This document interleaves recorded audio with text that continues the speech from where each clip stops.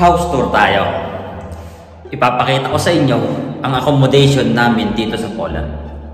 Ito ang flat unit namin, number 12. May mga agency kasi dito sa Poland na okay naman ang accommodation. At may mga agency rito sa Poland na sablay ang accommodation. Swerte ko kahit papaano napunta ako sa agency na okay. At ang accommodation namin, comfortable naman kami. Sa accommodation namin, 6 kami. Sa isang flat, tatlo lang ang room. Actually, 2 lang pala, pero yung sala, ginawang room. Swerte pa rin namin kahit papano may natutuluyan kaysa walang matuluyan dito sa Poland. Tara, house tour namin kayo. House tour namin sa mga viewers ko. Ito na, may second door para soundproof. Pasok tayo. Siyempre, pagpasok mo, kusina agad ang bubungad. Maliit lang naman tong unit namin. I mean, unit ng agency. Pero okay na rin. At least kahit paano, maganda yung accommodation namin. Maliit man, pero okay siya. Yan, nagluto na pala ako ng baon ko. Kasi nakakaumay na rin ang pagkain sa hotel. Yan. Pasensya na kayo sa kusina namin at medyo makalat kasi katatapos ko lang magluto at katatapos ko lang din kumain. Yan. Yan, may ulam na rin ako para pagdating ko, may pagkain akong gustong kumain. Pero most of the time, pag late na ako umuwi, hindi na ako kumakain. Ulam ko na hanggang bukas. Yan. Ayan, ayan ang kusina namin. Ayan yung mga lutuan ng mga kasama ko. Ayan. Pasensya na, medyo makalat ang kusina kasi nagpe-prepare ako. Habang nagpe-prepare naman ako, nagluluto. Yan, nagbi-music ako minsan. At yan ang rep namin. May oven din naman kami para pag minsan gusto namin mag-grill, nakakapag-grill naman kami. At andito ang washing. Yan. Ito ang ref. Dito sa Europe, speaking of ref, ang ref nila rito, ang chiller nasa taas.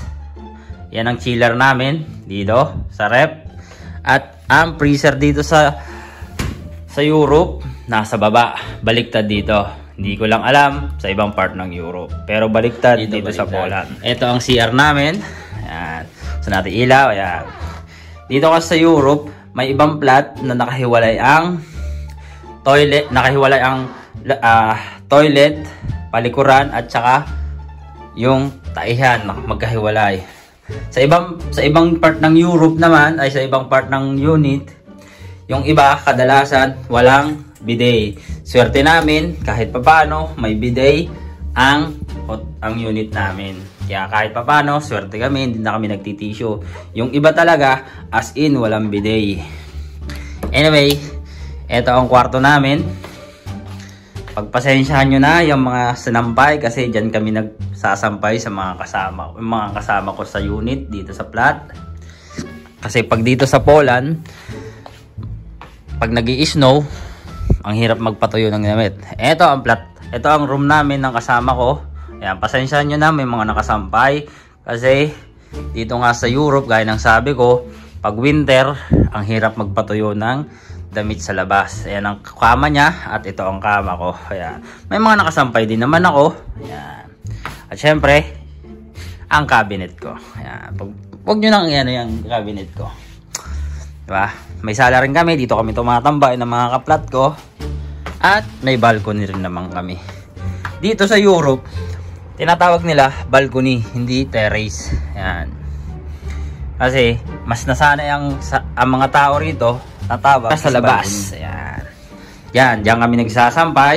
At ito naman ang lagayan ng aming mga sapatos ng mga kasama ko dito. Yan.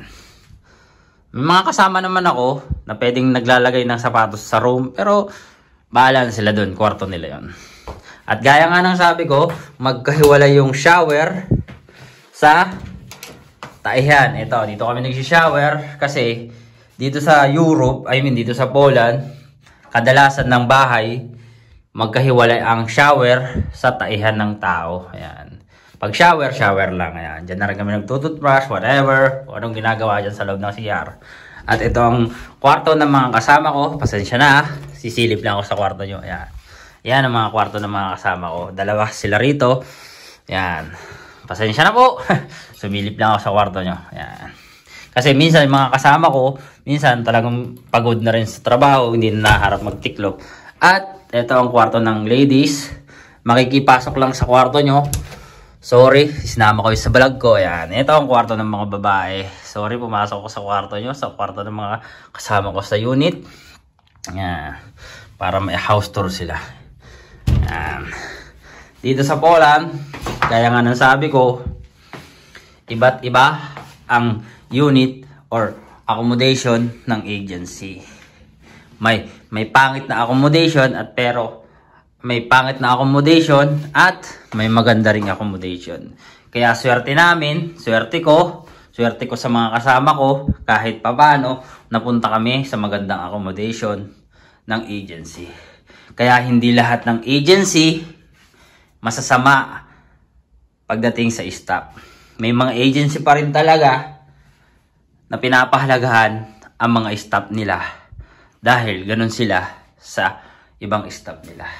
Okay, at yan na nga ang house tour ko dito sa Poland, dito sa unit namin. Pagpasensyahan nyo na dahil makalat ang accommodation namin dahil may mga pasok kami weekdays ngayon. Kaya salamat sa panonood, salamat sa mga viewers ko na nanatiling nandyan. Thank you sa inyo. Papasok na kasi ako maya-maya kaya nagpe-prepare na. Nag-house tour lang ako para may idea kayo yung mga pupunta rito sa Poland. Bye-bye! See you around! Thank you sa panonood! Babush!